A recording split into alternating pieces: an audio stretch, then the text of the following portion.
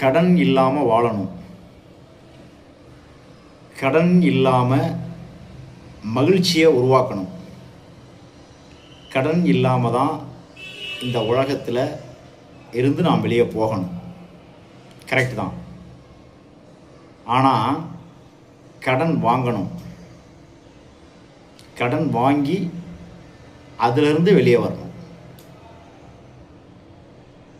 கடன் நீங்கள் வாங்கியதும் தப்பு கிடையாது, இப்போ கடனில் இருக்கிறதும் தப்பு கிடையாது.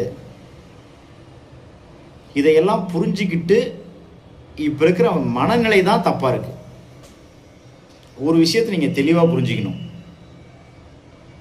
கடன் என்பது ஒரு பண பிரச்சனை இல்லை, அது ஒரு மனநிலை பிரச்சனை. 25,000 வாங்குறவங்களும் கடனில் தான் இருக்காங்க. 2 லட்சம் 3 லட்சம் சம்பளம் வாங்குறவங்களும் கடனில் தான் இருக்காங்க. அப்போ இங்கே என்ன பிரச்சனை? இங்கே பணம் பிரச்சனை இல்லை, பணத்தை ஹேண்டில் பண்ணுற திங்கிங் தான் பிரச்சனை.